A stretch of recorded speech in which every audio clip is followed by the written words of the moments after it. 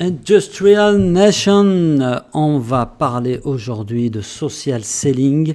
Le social selling, c'est hype. Mais attention, vous connaissez peut-être la chanson de Public Enemy, sortie en 98 ou en 88, je crois. Don't believe the hype. Il y a beaucoup de buzz autour de ce mot. Il y a beaucoup de gens qui en parlent et qui se présentent comme des spécialistes du social selling. Mon sentiment, c'est qu'il y a peu de gens qui arrivent vraiment à vendre avec les réseaux sociaux. En fait, est-ce qu'on fait vraiment de la vente sur les réseaux sociaux ?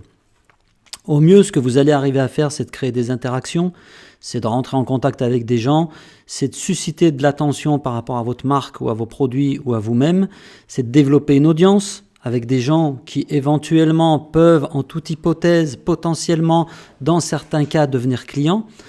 Tout ça à condition de réussir à franchir le fossé qu'il y a entre une discussion virtuelle sur LinkedIn et une conversation réelle dont l'objectif est de vendre.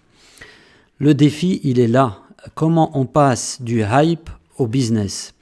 Comment on peut faire pour transformer un appel qui restera malgré tout un appel à froid en une conversation chaleureuse, une warm calling ?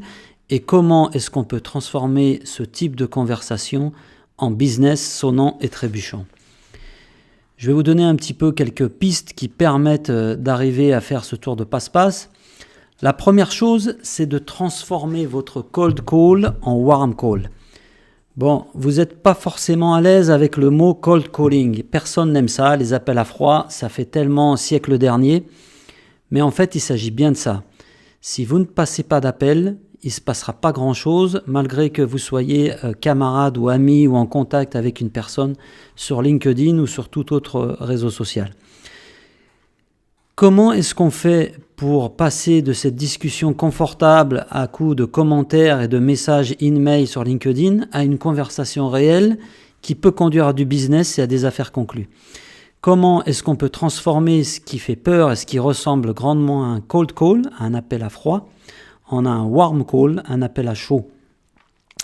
La majorité des commerciaux que je connais qui pratiquent le social selling, ils sont très bons quand il s'agit de donner des conseils sur LinkedIn, d'être helpful, d'aider leurs prospects à avancer. C'est un peu ça le social selling, c'est de réellement chercher à aider nos prospects.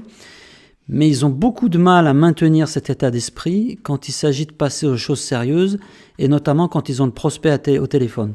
Ce que je veux dire par là, c'est qu'on va être très helpful, très aidant quand on est sur LinkedIn, mais quand on est au téléphone, on ressort le pitch et on est là pour essayer de vendre et on a une attitude qui est plus du push que du pull, c'est-à-dire qu'on essaye à tout prix de placer ses produits ou ses solutions et on téléphone avec cette idée ancrée dans la tête qui est « il faut que j'arrive à vendre ». Quelques conseils pour ce genre d'appel. La première chose, c'est que si vous avez bien fait votre job sur le social selling et sur les réseaux sociaux, normalement, la personne devrait vous connaître. Donc, quand vous allez téléphoner, commencez par vous présenter et faites une pause. Si vous appelez quelqu'un après une interaction sociale, après être entré en relation avec elle sur les réseaux sociaux, ça va tout de suite vous dire si cette interaction sociale, si ce que vous avez fait sur les réseaux sociaux avait du sens. Par exemple, si j'appelle et que je dis « Bonjour, c'est Karim de Nîmes », logiquement, il devrait savoir qui je suis. Donc, je vais essayer comme ça de savoir tout de suite, en quelques instants, si ça vaut le coup aussi de poursuivre la conversation. Si la personne ne me reconnaît pas, si elle n'a pas accordé de valeur à ma discussion sur les réseaux sociaux, il y a quelque chose que j'ai pu louper.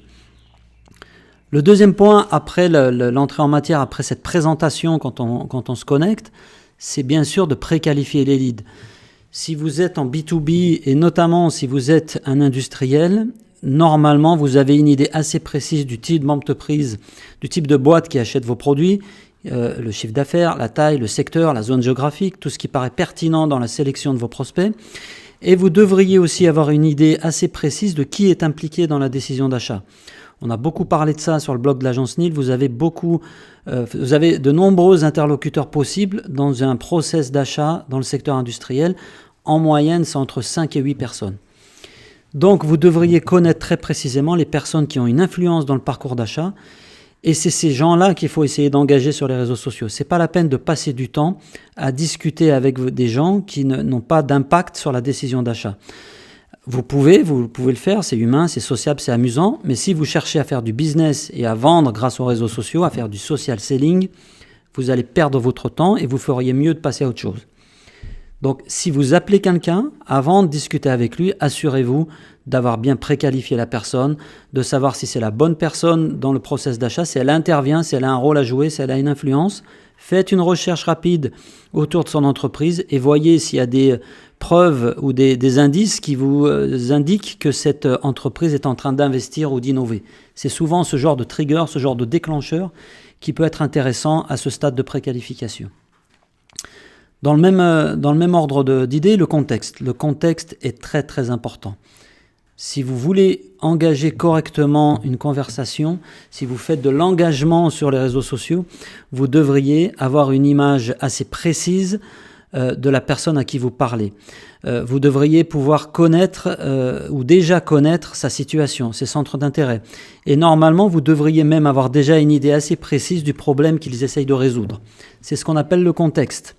Pour construire une interaction vraiment puissante dans l'idée d'avoir du business derrière, vous allez devoir passer un peu de temps à faire des recherches et aller un petit peu au-delà de ce que vous avez pu voir sur le profil LinkedIn de la personne. Par exemple, si la personne s'est connectée récemment avec d'autres gens dans son milieu ou avec des concurrents à vous, ça devrait vous indiquer qu'il y a un problème qu'elle essaye de résoudre et ça peut être un bon point de départ ou ça peut même aussi vous montrer que vous avez peut-être déjà raté le train et qu'ils ont déjà conclu une affaire avec un de vos confrères. Essayez d'avoir des réponses à des questions comme à qui sont-ils, à qui sont-ils connectés, où ils se situent dans leur marché, quelles sont leurs parts de marché, à quoi est-ce qu'ils s'intéressent, qu'est-ce qu'ils ont posté récemment, comment ils communiquent, quel type de contenu ils partagent, de contenu ils partagent sur les réseaux sociaux. Et pourquoi vous pensez que ça vaut la peine d'aller au-delà de la conversation sur le réseau social? Pourquoi vous pensez qu'ils vont être intéressés de discuter avec vous? Il ne s'agit que de gratter la surface, ce n'est pas la peine d'aller faire des recherches pendant des semaines. Mais si vous ne pouvez pas répondre à ces questions de base, à mon sens, il est inutile d'essayer d'appeler le prospect puisque vous n'allez pas savoir comment connecter avec la personne. Un autre point important, les bonnes questions. Cette préqualification, ce contexte, ils sont essentiels. Mais quand vous allez décrocher le téléphone, si vous commencez à débiter un pitch, un argumentaire de vente sans même avoir le temps de poser quelques questions à votre prospect, vous allez à la catastrophe et vous allez vous lancer dans des discussions qui vont vite se retrouver des impasses. Réfléchissez aux bonnes questions parce que les bonnes questions, elles peuvent changer la dynamique d'un call dès le début de ce call. Donc ça vaut la peine de réfléchir un petit peu avant de téléphoner à quelles sont les questions que je vais poser à ce prospect par rapport au contexte, par rapport à ce que j'aurais identifié de son comportement ou des infos que j'aurais pu collecter sur Internet, sur les réseaux sociaux ou sur d'autres supports. Ne tombez pas dans le piège de la préparation de questions qui viseraient à placer la conversation dans le sens où vous voulez la placer. Vous allez engager une vraie conversation. Il ne s'agit pas de placer votre argumentaire de vente en orientant les questions. Donc il faut vraiment avoir des questions ouvertes et qui vont donner envie à votre prospect de vous répondre parce qu'il va comprendre que vous êtes vraiment un être humain et que vous n'êtes pas un commercial qui essaye de lui placer des produits. En bref, posez une question qui démontre clairement que vous avez compris leur contexte. Autre point, apporter de la valeur. La recherche, elle va montrer que vous êtes intéressé au prospect. Vous avez dit bonjour, vous vous êtes présenté, vous avez essayé de ne pas pitcher votre produit. Maintenant, essayez d'apporter de la valeur. Et ça va être par exemple, par rapport au contexte que vous avez identifié, partager des tips, des astuces, un conseil qui va lui servir par rapport à la conversation ou qui va le faire avancer dans sa réflexion. Une autre chose importante, les pauses. La conversation, elle est espacée, elle est rythmée par des pauses. Si vous avez passé les 3/4 du temps de votre appel à parler vous-même, vous avez échoué. Il s'agit d'écouter. Même si vous avez envie de placer votre produit ou de placer vos solutions ou de donner vos conseils, laissez-le parler, posez-lui des questions ouvertes. Essayez de l'amener à vous exprimer vraiment ce qu'il a derrière la tête et le cœur de son problème. Et ça va vous permettre d'avoir plusieurs choses. Déjà, ça va vous permettre, de fait de ne pas trop parler, ça va vous permettre de collecter de l'information. Toute cette information que vous allez pouvoir utiliser probablement dans la suite de la discussion. Rappelez-vous, il n'y a personne qui signe de chèque lors d'un appel de ce type-là, lors d'un premier coup de fil. Donc il ne s'agit pas d'essayer de vendre, vous ne vendrez pas lors de cet appel. Cet appel, il va simplement vous permettre de savoir si ça vaut le coup de poursuivre la conversation, de collecter de l'information et de préparer la suite pour éduquer votre prospect et le faire avancer dans la discussion qu'il aura avec vous, dans sa réflexion.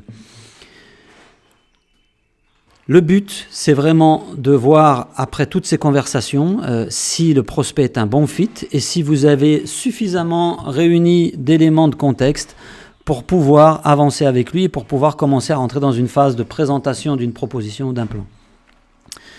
Vraiment, le fait d'ajouter de la valeur, c'est ce qui va vous permettre de montrer que vous êtes différent des autres commerciaux et c'est très certainement comme ça que vous allez réussir à passer d'une interaction sociale, de ce qu'on appelle le social selling, d'une discussion sur LinkedIn ou sur Twitter ou sur Facebook ou sur tout autre réseau social, à une vraie opportunité de business